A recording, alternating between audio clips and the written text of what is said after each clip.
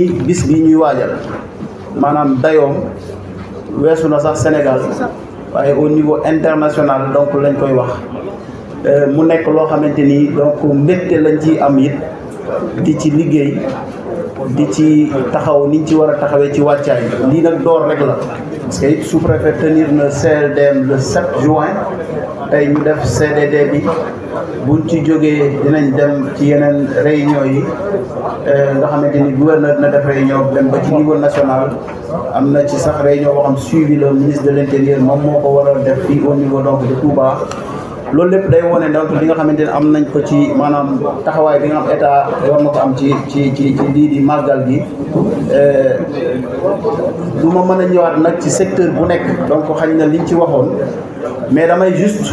am yenn secteurs yoo xam dinaa ko jukki parce que principalement jàngat bi ma ci am mooy am na ci yoo xamante ni foofu la ñu maanaam foofu lañ xañ na gën a war a mën a gën a góorgóorlu parce que foofu le comité d'organisation bi gën a surtout am ay njàqare xañ na mais loolu ñooñ dinaa leen gën a ñaaxaat bu baax a baax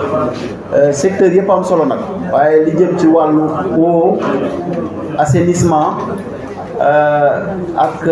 xañ na peut-être transport bokk na ci mais transport yi donc yaakaar naa eau assainissement daal bokk na ci secteur yi nga xam moom la moo ëpp solo donc li tax ma ni eau mooy am na jafe-jafe yoo xamante ni donc xañ na boobu fan yii ñu ngi ko doon dund ci Touba globalement sax mu laal yeneen dëkk ci département bi et que yoo xamante ni ay yenn panne forage ak foo xamante ni donc ay faiblesse débit ci yenn forage yi yoo xamante ni donc loolu jar na ñu gën a yokkaat pas-pas bi en tout cas ñi mu interpellé pour que balaa weer wi di dee ñu jéem a fexe régler problème yooyu je pense que am na engagement yoo xamante ni chef de service jël nañ ko ci notamment donc OFOR ñu ko fi toogal ak lu jëm ci wàllu également assainissement bi je pense que liñ fi wax également donc xaw na dal na xel en tout cas parce que it ku nekk xam na ni donc am na travaux yoo xamante ni donc ñu ngi ko fi def te loolu xañ na am nay blocage yu ci amoon tey jii am na loo xamante ni weesu nañ ko wante am na lu des ba léegi li des nag parce que ONAS interpellé nañ leen ci surtout que paiement ñi nga xamante donc ñoom ñooy PAP yi les personnes donc affectées par le projet nga xamante ni loolu dina décanter lu bëri yaakaar naa ne loolu war nañ ci gën a góorgóorlu def ci ay jéego pour que balaa xañ na nawet bi di installé wu baax a baax donc ñu mën a avancer ci travaux yooyu pour mën a en tout cas wàññi difficulté yi nga xamante ni xalaat nañ ko bu fekkee màggal gi ñëw na donc en tout cas yooyu ñu ngi ciy ñaax ñooñu bu baax a baax su loolu weesoo donc ñuy gërëm ñëpp ñi nga xamante teewoon nañ ci ndaje mi di leen sant bu baax a baax également surtout contribution yi parce que ñi fi wax ñëpp yaakaar naa ni ku ci nekk wax na ak Pastef wax na également li nga xamante ni donc bëgg na ko def ci yéeneem surtout ci màggal gi pour que donc événement boobu vraiment am jaar ci ni mu gën a mucc ay de base bi nga xam ne moom la CLD bi di produire mel na ni matale na sunu yitte yëpp aspect yëpp génn ko domaine yëpp mu mel ni am na ay jafe-jafe yoo xam ne wax nañ ko waaye nag li ñu wax rek du ñu fi wax lu ñu musul wax waaye dafay am yitte yoo xam ne bu ko ñëpp day yëgandoo ñàkk koo waxi day nur la neen kon ci loolu rek la ñuy insister waat AGEROUTE gis naa ni ñu ngi liggéey ci ñoom seen liggéey day xaw a jël temps mel ni dañuy am jafe-jafe souvent ci seen i liggéey bu nawet amee bu commencé taw ci ñun ñëpp xam nañ ñu ngi taw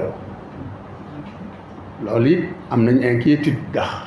chantier yi ñu fi door fii màggal nan lay demee est-ce que taw bi du ci yàq dara est-ce que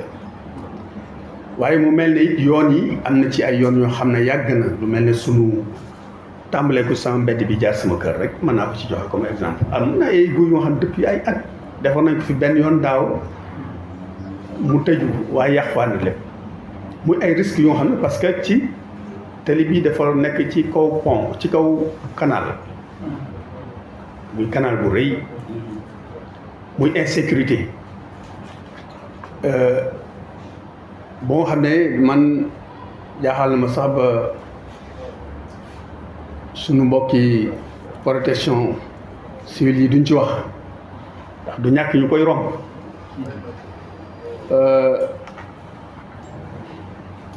muy bu dara xewut it c'est lu jafee dund la ndax insécurité la bokk na ci ndox mi ñu naan mu ne su koy ñàkk di tudd donte ne bis bu set ñu tudd ko ci réunion bu mën a am waaye nag ginnaaw dañoo dëkk ak nit ñi bokk ci ñoom ñu koy tumuraanke di ko yëg ñu di ko yëg it mu ne su ko ñàkk tudd bu ñëwee ba fii ñu ko war a waxee faaw ñu wax bokk na ci it ñu yokku ci mbirum wér-gu-yaram subvention bi ñu ciy joxe ñu koy wooye caisse d'avance ñun yittey askan wi ak yittey dëkk bi ci la ñuy wax tax ci loolu la ñuy doxal luy doxal màggal gi lan mooy tax màggal gi mën a am ci ay anam ya mu gënee ci condition yu mu gënee loolu mooy sunu yitte. may tàllal loxo yi mbokk presse bi wax nañ ne dañu bëgg am ndaje bu ñu am ak comité bi pare na pour daje ak yéen ndax waxoon nañ leen fii tàndal nañ loxo ñëpp ñëw ñu waxtaan comme ñoo bokk dëkk bi ñu bokk événement bi la ciy mën a am kenn ku ne xam ko loolu wàññiwul dara kon loolu defe nañ ne waroon a am bu yàgg la comme jël ngeen initiative bi ñu ngi leen di déglu di leen xaar def naa loolu du am benn jafe-jafe waaye bu ngeen ñëwee ngeen nangu noo diglu nag dañ leen diglu waaye da ngeen nu diglu bu baax